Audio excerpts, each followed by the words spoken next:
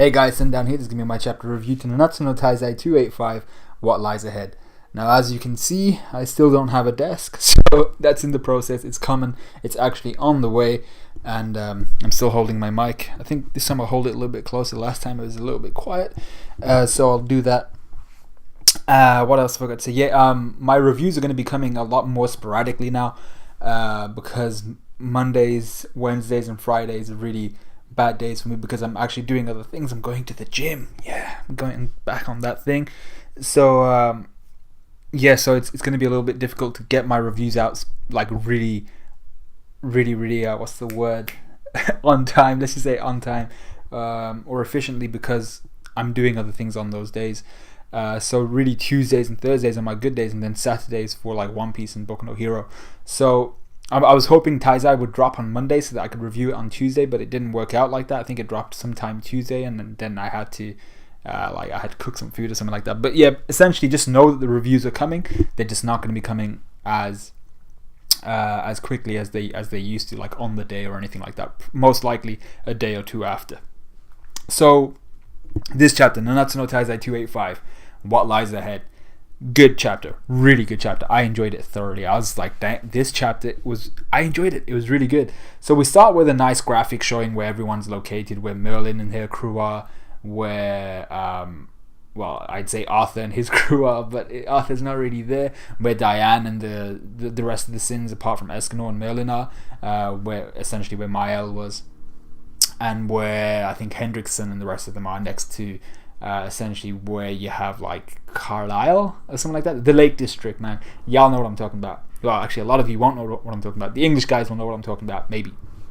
So what I thought was pretty funny here was the Arthur graphic, how he has a little halo over his head. I was like, oof, too soon for some people. But yeah, let's get to the chapter. We're already like 2 minutes in. So we go to Ban and Meliodas, who are falling through the exit to Purgatory. Meliodas realizes that they're both being pulled in separate directions, and he realizes that they're going towards the entrances from which they came into Purgatory, so by which they arrived. So Ban's going towards wherever the exit for Hawk's Eye is, and Meliodas is going towards his own body. We'll come back to that. They both get sad thinking about how Wild never got to meet his brother Mild, who's Hawk. Well, I was going to say Hawk's Hawk. And how he never got to meet him, but they look on the bright side and they're kind of just like, yeah, but at least, you know, he'd be happy with the situation we're in right now, and the fact that we're free and we get to tell Hawk about his older brother and how much of a legend he was. Now the key here beforehand was that Meliodas, he says he's going back to his body. He knows he's going back to his body. That's where he feels the pull is. So the key here is that Meliodas will probably just go straight back into his old body. I don't think there's going to be any arduous long process, no fusion ha kind of thing. I don't think there's going to be any of that. I think he's literally going to just go back into his body and appear back in his body, and he's going to have his emotions back. There's going to be no fusion or anything like that. And I think it might be better this way because it doesn't long out the story. It doesn't make it any it doesn't pad the story any more than it needs to be padded, and it just cuts right to the chase. So I think I might prefer that, even though it seems a little bit too easy. So we then suddenly get the Demon King's giant freaking arm literally just forces its way through the exit to Purgatory, gripping Meliodas with desperation. And it's just like, you ain't going nowhere, son, and actually means son. So Ban shits himself completely here. He's just like, he suddenly realizes that he'll have to come back to save his Aibo, his partner, you know, and Ban is just like, oh, crap, like what the hell do I do? And he can't move. He's already made mention of the fact that he can't move properly and he can't control his body while he's falling towards his exit. So the Demon King's there breathing heavily after having probably just been like bummed by Super Swine, and he tells Meliodas he'll never leave. He's like, you're never gonna leave, my boy. You're staying with me right here. We're gonna grow old together and shit like that. And I'm just like, yo, calm down, man. So once again, Meliodas tells Ban, he's like, aight, go on without me. And Ban's giving him that eye, like, you said this before, and you didn't, like, you then went into like some weird mode. I didn't like it at that point. But Meliodas this time convincingly says, leave without me, and I'll definitely return by my own strength. So after everything they've been through together, Ban's like, I choose to believe in you, and I'll see you back in the real world. As you know, you're my best bud, so I believe in you. So while the Demon King calls out Meliodas, like while all this is going on, the Demon King's calling out Meliodas for like his false bravado. He's just like, yeah, you know, you're telling Ban all this shit, but you ain't gonna do jack. So the Demon King then notices something. He lifts his arm out of the exit only to find that his arm has been freaking sliced off at the shoulder. I was pretty shook. I went to the page and I was like, wait a second, I'm missing something here. I went back a page, and then I went forward a page again, and I was like, shit, the Demon King's right arm has literally been severed just below the shoulder. So where the delt attaches to your freaking that's your humerus here. So right above there, or below there even, it just gets sliced straight off. And I was like, shit, the heck did Meliodas do? So we see the Demon King, he's as astounded as we are, I assume. Meliodas has the power to destroy his body somehow, and Meliodas tells his father that he was right. This is the explanation we got. He's like, you know what, you're right. I didn't want to use my innate, but he says I didn't want to use my power. I assume he meant his innate ability, because he was afraid that if he had used it, he wouldn't be able to stay in the real world. So it looks like, much like the Supreme Deity and the Demon King, Meliodas won't be able to stay in the human world or the real world in the real world due to his power. So I assume now that he's used it, or if he's going to continue to use it, it's probably to continue to use it. It's simply going to be a hack's ability where it won't allow him to stay in the human world, just because that's how nature works, or some shit like that. So he's not going to be able to survive in the human world for much longer. But that doesn't mean that someone like Elizabeth wouldn't be able to follow him to whichever world he then goes to live in, unless it's purgatory or something like that. So the Demon King pleads for Meliodas to stop. He's like, don't ruin everything I've already built. Meliodas laughs at the fact that this is like the first time he's actually seen his father panic in person, and then he just dips out of there. So we then go to the real world, where Merlin, Gilthunder, Escanor, Hendrickson, and Rudusiel have arrived at Camelot Castle, where they observe Meliodas' big black ball.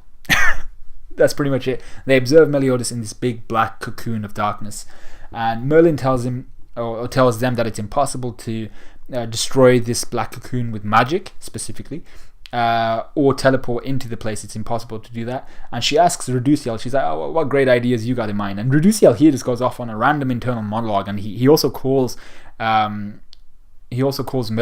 the words to the effect of you sket, or you slut, or you hoe, you harlot, a whole bunch of different words he could have used, but essentially he called her a wench. And I was like, okay, like I don't see what the point was. But essentially, he speaks of the reason why he's annoyed at Merlin is because he feels that Merlin knew that she would need Rudusiel to get to Meliodas. So he feels like he's being used. He feels like he's being a bit played. And he, in turn, would need her crew to fight off Meliodas' boys. So he's been played by her completely, as in she's going to use him to get in, and then he's going to need them to stay alive, essentially. So he hopes Merlin can keep control, or keep her commandment safe from Meliodas. He's just like, you know what, just do your job and I'll take us in there. I don't even mind. But all this is all through his internal monologue, and I was like I don't understand why he was like so crazy, and why the monologue was so long. It literally just filled like a page and a half, maybe two. So he then speaks of Escanor, of how his pride annoys Rudusiel, but due to his brother's grace, his power will be essential. Escanor is going to be essential in this fight. He then speaks of Hendrickson and Gilthunder, saying how they're both willing to protect his vessel and himself for reasons of their own. Gilthunder because he's in love with Margaret, Hendrickson because he's in love with Rudusiel. But he also admires Hendrickson for being a superior human, not just a slave or another slave to his breath of bless. He's actually still what's the word? Cognitive? Cognition? It's cognance. It's one. He's actually still thinking. But he's aware of the fact that they're not very strong, both Hendrickson and Gilthunder, which is a bit sad considering they were quite strong at the beginning of the series. So Rudusiel proceeds to shield their company in a diamond structure by the name of Sanctuary, which is strong enough to guide them through Meliodas' black cocoon, apparently aided by the magnetism of the commandment that Merlin has, pushing them or pulling them along with it, apparently. So Rudusiel then makes his intentions very clear. He's like, we won't be able to leave this black cocoon without killing Meliodas. That's the only way to take it down. So he's obviously intent on killing Meliodas, even if it's just to escape. And Merlin makes her intentions clear as well. She's like, actually, we could leave if we just turn Meliodas back to the way he was before. So she's making her intentions clear. We're not leaving by killing Meliodas. So they land inside the cocoon, and Zeldris announces each of the main players. He's like, the daughter of Belialuin. We have the guy who beat my brother Esterossa, because at this point Esterossa isn't going through like this psychomicy, this internal warfare. and he hasn't I don't think he's lost his mind to the point where he's realized that he is Mael and everyone else realizes they're Mael. The facade hasn't dropped yet, and so obviously Zeldris still refers to him as Esterossa, my brother. So this is the guy he's talking. This is when he's talking about Escanor, and then he says, and we have Rudusiel, the leader of the 4 Archangels. He doesn't even mention Hendrickson or Gilthunder, because they're basically not worth the time. I mean, they're shitting themselves when they see the 3 demons and they feel their presence. Now, they walk right up to each other, both squads just looking like awesome as shit, and Escanor leans over Chandler. We have Cusack leaning over Merlin, because both Escanor and Cusack are tall as shit, and then we have Zeldris and Rudusiel just spitting straight like major fire at each other. I think Rudusiel actually doesn't say much, but Zeldris is just spitting those bars, and he's just like, yeah, this is gonna be the last time we meet too. And I was like, damn, Zeldris, you need to calm down. So before we wrap this up, how will this all turn out? I really don't see any of the demons losing here, per se. Let me get through this. I mean, like, maybe losing, but I mean, Cusack isn't an exceptional magician like Chandler, but it's hard to imagine Merlin beating him. I mean, Cusack isn't an exceptional magician like I've already mentioned. So he's not someone that he should technically be. It's not a good matchup for him in Merlin, but I don't really see him losing as well. I mean, like, there's got to be parts to Cusack we haven't seen, especially because he did something earlier on, like a few chapters ago now. He mentioned he was going to do something, and then he went away, and we didn't see what he did. So, yeah, I don't really see Merlin beating him, but I think she stands a chance maybe against Cusack, just because they're opposites, and you'd assume that if you're stronger in magic, you might have that kind of advantage. So, Chandler should be strong enough to fight Escanor, especially due to what might be Sunshine rejecting Escanor's body, like, as of late. So, I've forgotten, but I think, can Escanor even assume the 1 form at this moment in time, considering the transformation he did against Meliodas? I mean, there was that thing about him being like a battery for Sunshine, and like he stored up all of this Sunshine, and he's lost all of his stored up power because he utilized a lot of it against Meliodas in his assault form. So, but I think someone debunked that for me, like previously, I'm not sure, but at this moment in time, I'm under the impression that Escanor, even if he did assume the 1 form, it wouldn't be as anywhere near as powerful as it was against Meliodas, because he's burnt up all of that energy. And either way, this fight between Chandler and Escanor should be amazing. I'm really looking forward to it, and it may actually require Merlin to give Escanor some sort of motivation or a power up through, the mysterious magics of bonerism or something like that. So then there's Rudusiel versus Zeldris. Now this should be the most even fight out of the lot. I mean, Zel is still the representative of the Demon King, but he should have access to a lot of power due to that. But this is the leader of the 4 Archangels. I mean, like, Mael was the strongest of the 4 Archangels at noon, but this is the leader of the 4 Archangels. The one that's willing to do anything to win. The one that's also the most twisted by the looks of things. So there's got to be something more to Rudusiel than we know, especially because he's the one that essentially trained up and made Mael what he is or was today or before. So yeah, I think that this is going to be amazing. I think Zeldris is just strong as hell, and judging by their earlier encounter, they're both able to damage each other, so this should be the most difficult fight of the lot.